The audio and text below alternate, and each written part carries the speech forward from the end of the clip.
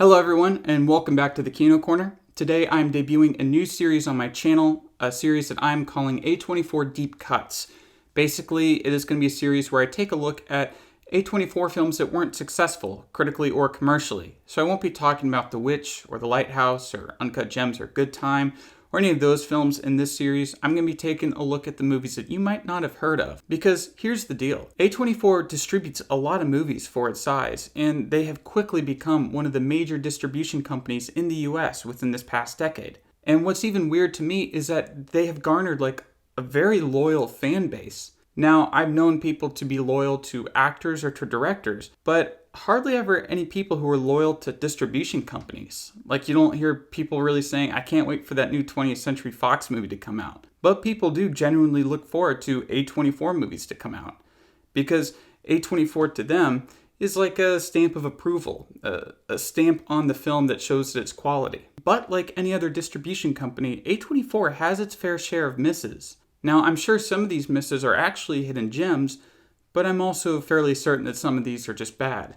So in the series, I'll be reviewing A24 movies and determining why they don't work and why A24 might have released them, and also why they might not have seen that much success. So for the first video in the series, I'm going to be taking a look at A Glimpse Inside the Mind of Charles Swan III. It was directed by Roman Coppola, and it stars Charlie Sheen, Jason Schwartzman, Bill Murray, Patricia Arquette, Mary Elizabeth Winstead, and Catherine Winnick. It was produced by American Zoetrope, the Coppola's production company. Sounds like the formula for a great movie, right? Well, I went into the movie really wanting to like it. It has a 28 on Metacritic, but I was thinking maybe the critics at the time just didn't understand it. Maybe it was ahead of its time. You know, there are movies with bad Metacritic scores that I like, so I thought maybe this could be one of them. I wanted to give it the benefit of the doubt. But I've got to say that this is the case of a bunch of really talented people getting together and making something bad. Yeah, the critics are right. You know, not everything we make can be good or can be successful. So I want to take a look at this movie and see what went wrong and why it's not good. Let's start with the opening. It's a cool opening shot until you realize that it's introducing us to Charles with a psychological examination. It's just such an on-the-nose way to introduce his character. It's a case of telling rather than showing, and it immediately tells us that he has this overactive imagination. I mean, I guess you could say that it's showing us because obviously the psychological examination is kind of happening in his head, or he's imagining parts of it, but it still feels demeaning to the audience. The scene also sets up the other characters and the central conflict in a pretty clumsy way. If Roman Coppola had wanted to have a more classic introduction of the characters, he probably should have done what Wes Anderson did in The Royal Tenenbaums. So the central conflict of the film is Charles is getting over a breakup, and in the meantime he's having a temper tantrum disguised as a midlife crisis. What was the cause of this breakup? Well, she found out that he was keeping illicit images of her in a drawer filled with illicit images of all of his exes. You know, this was the 70s, so it's not like he could have a save file on his phone or computer or something. But still, that's super douchey. Oh, and he cheated on her. Now tell me again how we're supposed to empathize with this guy. It's like he's supposed to be the hero, but he does everything to make us hate him. Now, characters can be douchey in the films, and those films can still be great. I mean, take a look at The Life Aquatic, or The Graduate, or Rushmore. The main characters in those films are less than perfect, to put it mildly. But they're also interesting and funny and charismatic, so we can look past their flaws and see their humanity. Charles Swan isn't funny, he's not interesting, and he's not charismatic. I don't know if that's Charlie Sheen's fault or if that's the script's fault. I think it's both. His lack of charisma and overall repellent attitude is highlighted in this one fantasy sequence wherein a league of women try to assassinate both him and Jason Schwartzman for trying to cheat on their girlfriends.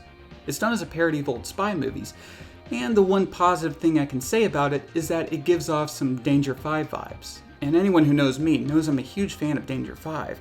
That's where the positivity ends for this. I mean, what was the point of this sequence? That they didn't like that their girlfriends would find out that they were cheating on them? I mean, I wonder how their girlfriends feel. But seriously, how are we supposed to root for this guy? Maybe if he's a screw-up, but he's trying to improve his life in another area, we could get behind him. You know, everyone likes to watch somebody change for the better. But that's not the case with him. What he wants is to get back with his ex-girlfriend, and he becomes obsessed with her. No normal person could get behind him on that.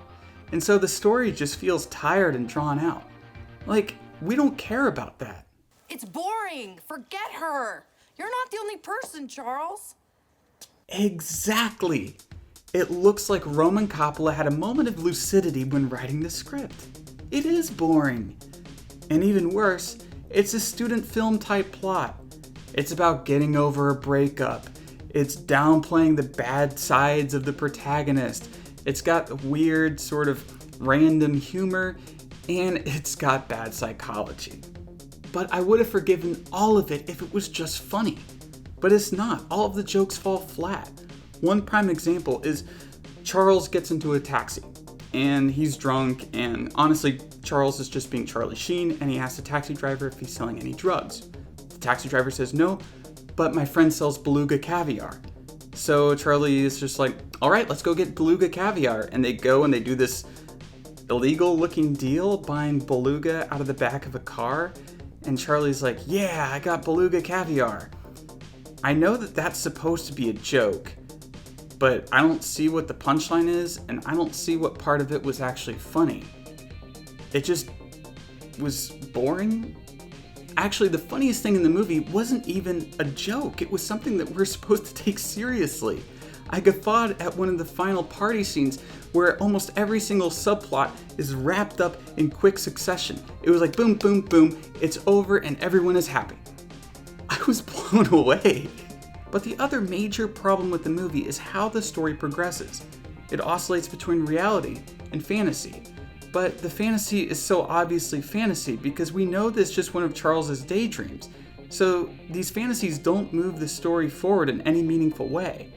I know that they're there to deepen the character of Charles, but they fail at that too. Instead, these scenes that should be the most exciting scenes in the film succeed only in halting the flow of the movie.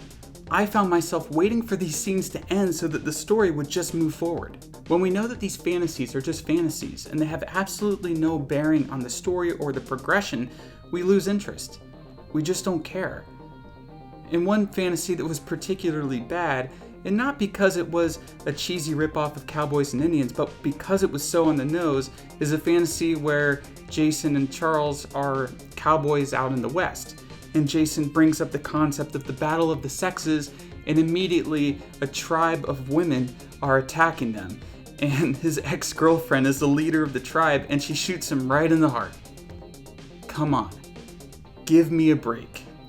But these fantasies could be great. You know, I see what they're doing.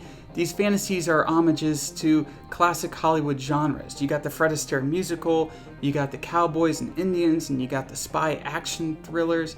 You know, the movie is a love letter to Hollywood. When I first watched the movie, I wondered why it made a big deal of saying that it was made in Hollywood, California, but I get it now, and it should have been more of a love letter. It would have been cool to see the entire film take place in the fantasy world. It could have been this story, or maybe more of a revised story, but seeing the whole progression in the fantasy world would have been super cool. Or if they didn't want to go that route, keep it all in reality, and maybe just a heightened reality. You know, but switching between the two and making it so that they don't really affect each other, well, you know, that just really messes up the pacing. And for comedy, or really any enjoyable movie, pacing is key. Perhaps a part of the film that doesn't really affect the quality as much as the other parts I talked about, but is the most outwardly annoying, is its overall aesthetic. You know, the film takes place in the 70s, but it has the aesthetic of like an early 2010s hipster with a bit of a lol so random thrown in. Charlie Sheen's car has an egg decal on one side and bacon decals on the other. His sofa is a hot dog. He speaks to a maid, I guess, in Spanish at some point, and then she talks to him about his pet toucan, who then dies 10 minutes later, and we're supposed to feel something for it. I don't know. The style of the film is much like the film itself. Incredibly indulgent. I normally have a distaste for when critics use that word, indulgent, or words like pretentious. But this is the case of Roman Coppola using his Hollywood influence and money to basically dabble in different Hollywood film genres and string them together with a weak storyline. The ending photo shoot that Charles Swan does is everything and the kitchen sink, which is just an amalgamation of all of his fantasies from the movie, but that's kind of a big problem with the movie. The tone and style is just so all over the place that there's not enough to latch onto as a viewer. It's a mess. But above that, the most self-indulgent part of the movie was the ending in which we see Coppola sitting behind the camera. Like, dude, come on. This isn't meta or ironic, and it's not really that cool to break the fourth wall in this kind of way. Like, what are we supposed to get from that? That the movie's really just about you? I don't know, man. All I got from it is that this is definitely a vanity project. That's why I always found it interesting that this was A24's very first movie. We've come to know A24 as a distributor that releases quality films, but obviously this isn't it. I mean, I'm a big fan of all the people on board. I like Jason Schwartzman and Roman Coppola and Bill Murray, and maybe that's why A24 bought it. They thought that they could get away on the star power alone, even though the movie might not have been that good, but you know what? They might have thought the movie might find its own audience. But the bad critical reception, I think, killed it at its box office, and it only made about $210,000 worldwide. It definitely cost more than that to produce. So would I recommend this film? No, not really. I mean, not unless you're an A24 completionist, in which case it's going to be on Netflix until July 11th, so you have a very short window to watch it for free. The good thing I can say about it is that it's less than 90 minutes long, so it's over pretty quickly. But if you want to watch a film with funny cutaway sequences, watch UHF instead. You know, the Weird Al movie that is pretty stupid, but it's also pretty funny. And if you want to watch a movie about a middle-aged man getting over his ex-girlfriends and ex-wives, watch Broken Flowers instead. You know, the thing about Charles Swan is that what it tries to do, so many other films just do better. If you like this video, please leave a like, comment, and subscribe, and be sure to hit that bell button. If you like this video, if you like the A24 deep cuts, let me know, and I'll maybe do some more of them in the future. For the rest of the month, I'll be doing more traditional Kino Corner style videos, but this was fun to make, so I would love to make more, and I will see you all in the next video.